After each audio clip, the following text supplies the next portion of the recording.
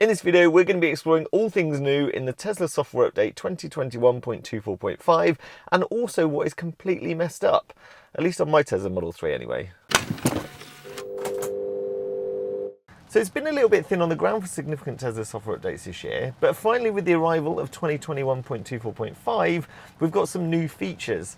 Now, not all of them are mind-blowing, but quite a few of them add that little extra layer of convenience. So what have we got that's new? Well, the release notes I'm about to show you are for the Tesla software update 2021.24.5 in the UK on a Tesla Model 3 Standard Range Plus. From research, 2021.24.5 should have had Disney Plus included, but in the UK release at least, it's not showing on the display. I'll come on to why that's a bigger issue as a whole for the theatre app in a second. So you can see we've got car wash mode, mirror auto dim, dashcam improvements, range display improvements, remain connected to Wi-Fi and the standard language support improvements. So let's go through all of them in detail. So the first up isn't as exciting as it sounds, I'm afraid. It's car wash mode, but it doesn't automatically wash your car. That would be amazing. It's actually a feature I don't think I'll ever use because I got an earlier Model 3 and the paint is particularly soft. So I avoid automatic car washes at all costs and just do hand washes because then I avoid putting swirl marks in my paint. But if you've got a later Model 3, for the example, they're made in China, your paint quality is up there with the mainstream manufacturers. Still though, automatic car washes might leave swirl marks, so just be wary of that. But if you do use an automatic car wash, this feature effectively disables everything that could possibly go wrong. So if your charge port got pressure on it, it could pop up. Well, your charge port is locked in this mode. Windscreen wipers aren't trying to clean your windscreen, and although it would create interesting footage, Sentry mode is also disabled. And then for those automatic car washes that have conveyor belts, your car's shifted into neutral.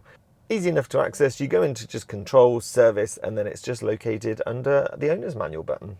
Next up, we get a little bit more control over our wing mirrors by the ability to turn on or off auto dimming for headlights, which basically is a feature that stops you getting blinded by cars coming up behind you. Now, I might be wrong with this, but I think this feature was always on by default because I can never remember getting blinded by cars when I've been driving my Model 3. But let's say you've not got any cars behind you and you want better visibility, now you've got an option to toggle it off. It's obviously a bit light at the moment for be able to test that, so we'll have to take Tesla's word for it. But to access that feature, you literally go into your controls, click on mirrors, and then you've got auto dim as an option now. Next up in 2021.24.5, again, it's not a massive improvement, but it just gives you that little bit of extra control, and it's improvements to the dash cam. Now, previous to this update, if you wanted to record dash cam footage, you had to touch the little camera icon, or you could honk your horn. Well, now they've put in a feature to automatically record 10 minutes prior to a crash event being detected. So that might be that it detects an impact in your side or the airbags are deployed. It will record the last 10 minutes on your SD card. Now, if you haven't got an SD card already on your Tesla Model 3, I've put a link in the description to the one I use because you want a high re-record rate because the footage automatically writes over itself. But it records out the front cameras, the two indicator cameras and the rear camera, and it just gives you that peace of mind. If you are in an accident, you've got that footage to help with your insurance. Right, a few more improvements to talk about, and then I'll come on to what has broken in my Tesla Model 3 on the 2021.24.5 update. Now, this next feature is probably one of my favourites, I'm not going to lie, and I think it's long overdue. And it's really simple, but it gives you the ability to really quickly toggle between percentage left and miles left on your range display. Previously, it was a bit long-winded because you had to go into settings and then go onto display, and it wasn't something you could really do quickly while you're driving along. Whereas now, all you need to do is touch the little number that's next to the battery icon, and then it'll switch between percentage left and miles left. Really handy if you just want to have a quick look as you're driving along. One thing to note is if you're in the Energy app, and it's displaying how many percentage you've got left. If you're toggling between miles and percentage left, it doesn't update the Energy app at all. But I think a really quick, convenient feature, if you just want to quickly see how many miles you've got left, tap on, there you go, perfect, back to your percentage. Nice little update, Tesla.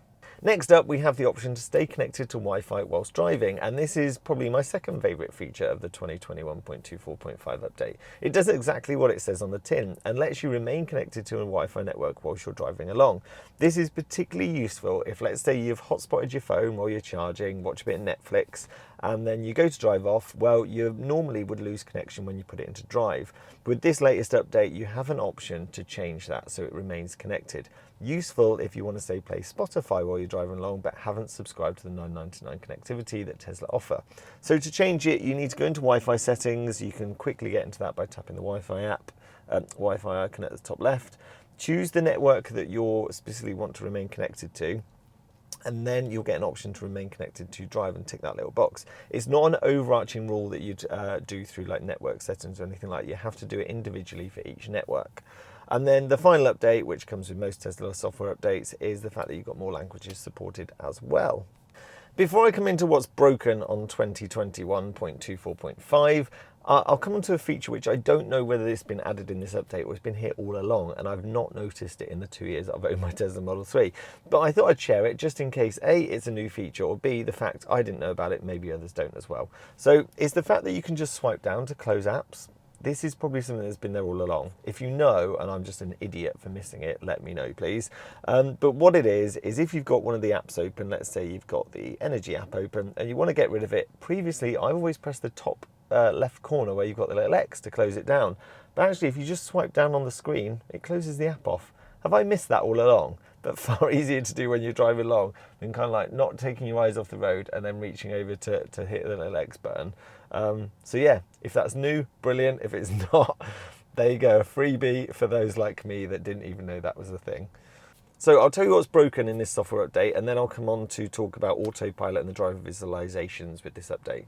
Now, it relates to the Disney Plus app as to why this software update has broken my Model 3 slightly. Now, after this update, if I go into Entertainment and then the Theatre app, I have nothing. Look, it's blank. Arcade, everything there as before. Theatre, nothing. I'd normally have Netflix in there, YouTube, and all the other usual suspects. So I don't know whether this is isolated to just my Model 3 or whether this is across the entire fleet.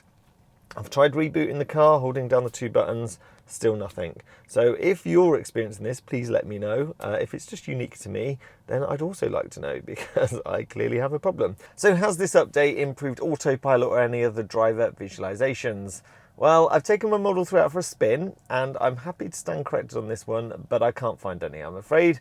I specifically look out for whether Autopilot gets less heavy-footed on the braking when you're pulling up behind a car or at a junction or traffic lights, and how quick it is to pull away in traffic, and those two things don't seem to have changed. Wheelie bins are out today. All the driver visualizations seem the same. It's picking up cones, wheelie bins, cars, lorries, all of that exactly the same. And it doesn't look like Tesla Vision has been deployed, or the systems that they were talking about at the Tesla AI Day, because they're amalgamating the camera feeds to make the visualizations jump around less. Still getting some of that experience today, so it doesn't look like Tesla Vision's been deployed in this update, unfortunately. That's all for now. Thanks for watching. Don't forget to give a thumbs up if you enjoyed that, because it helps boost the video, and I'll see you again soon.